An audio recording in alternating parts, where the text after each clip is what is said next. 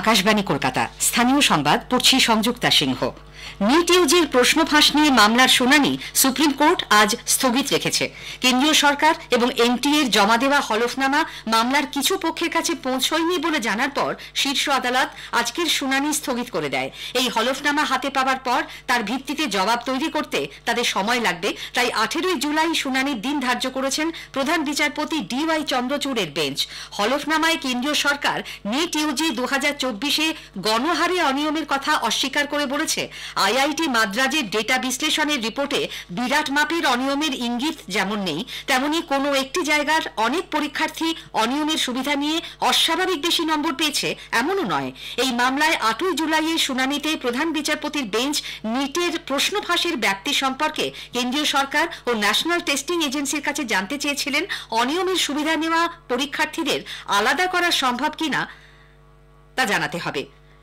অন্যদিকে এনটিএর পেশ করা হলফনামায় বলা হয়েছে, টেলিগ্রামে 4 মে নিটের প্রশ্নপত্রের ছবির ভিডিওটি ভুয়ো। রাজ্যে 2014 সালের প্রাথমিক শিক্ষক নিয়োগের পরীক্ষা টেটের ওএমআর শিটে দুর্নীতির তদন্তে আজ নিয়ে পরপর 3 দিন কলকাতা সাদার্ন অ্যাভিনিউয়ে SN বসুরায় কোম্পানিতে তল্লাশি চালাচ্ছে সিবিআই। সঙ্গে রয়েছেন কম্পিউটার ও সাইবার বিশেষজ্ঞ। মঙ্গল ও বুধবার প্রায় 19 ঘন্টা অফিসের কম্পিউটার, হার্ড ডিস্ক ও নথিপত্র পরীক্ষা করেন তারা। 2টি সার্ভার বাজেয়াপ্ত করা হয়েছে। 10 দিনের মধ্যে বাজার দর নিয়ন্ত্রণে আনতে মুখ্যমন্ত্রীর নির্দেশের পর রাজ্য সরকার গঠিত টাস্ক ফোর্স আজও রাজ্যের বিভিন্ন শহরে সবজি বাজারে হানা দিয়েছে। সকালে কলকাতার মানিকতলা বাজারে টাস্ক ফোর্সের সদস্যদের মূল্যবৃদ্ধিতে জেরবার ক্রেতার প্রশ্নের মুখে পড়তে হয়।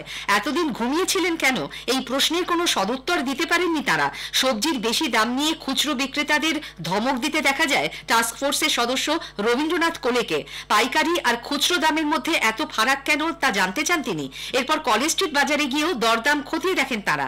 ক্রেতাদের কেউ জানান, টাস্ক ফোর্স বাজারে অভিযান শুরু করার পর সবজির দাম কিছুটা কমেছে ঠিকই, তবে বছরভর নজরদারি না থাকলে দাম নিয়ন্ত্রণে রাখা কঠিন।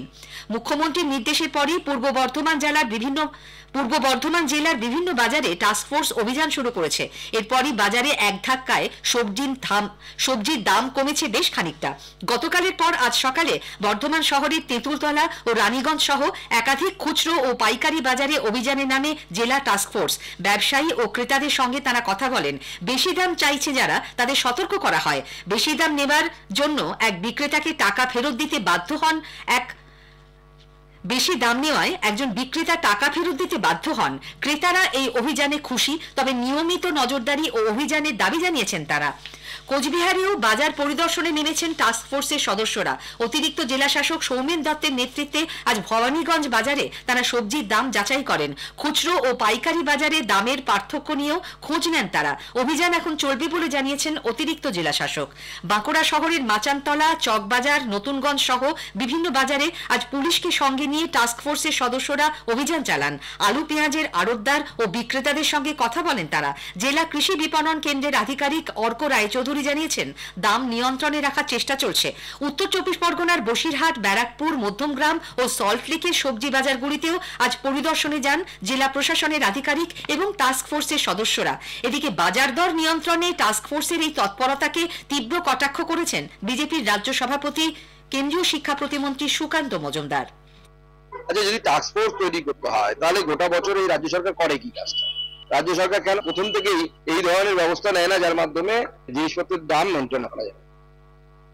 উত্তর 24 পরগনার আড়িয়াদহে ত্রাস জয়ন্ত সিং এর আরো এক সাগরেদকে বেলঘরিয়া থানার পুলিশ গ্রেপ্তার করেছে। স্থানীয় তালতলা স্পোর্টিং ক্লাবের ভেতরে এক কিশোরকে বিবস্ত্র করে নৃশংস অত্যাচারের ঘটনায় প্রসেন দাস ওরফে লালটু নামে ওই দুষ্কৃতীকে গ্রেপ্তার করা হয়।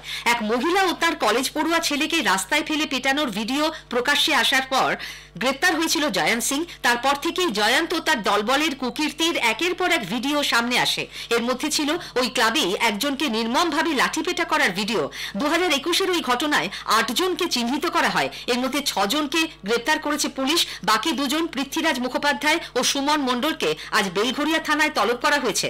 ব্যারাকপুরের পুলিশ কমিশনার অলোক রাজুরিয়া গতকাল সাংবাদিক বৈঠকে জানান, মার্চ আর ফেব্রুয়ারি মার্চ 2021-এ আজাদে একটা লোক আছে, নাম হচ্ছে রাহুল গুপ্তা। ওনার বাড়িতে কিছু চুরি হয়। সেই ঘটনাটা থানায় ওনারা জানাননি।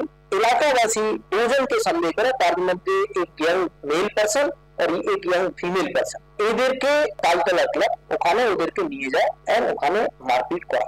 এখন পর্যন্ত যেটা আমরা জেনেছি যে মেল পারসন যেটা ছিল তার সঙ্গে মারপিট করা হচ্ছে। এন্ড মোস্ট ইম্পর্টেন্ট পার্ট হচ্ছে যারা ভিকটিম আছে তাদের আইডেন্টিফিকেশন যত তাড়াতাড়ি সম্ভব হয় সেটা আমরা করার চেষ্টা করছি। স্থানীয় সংবাদ শেষ হলো।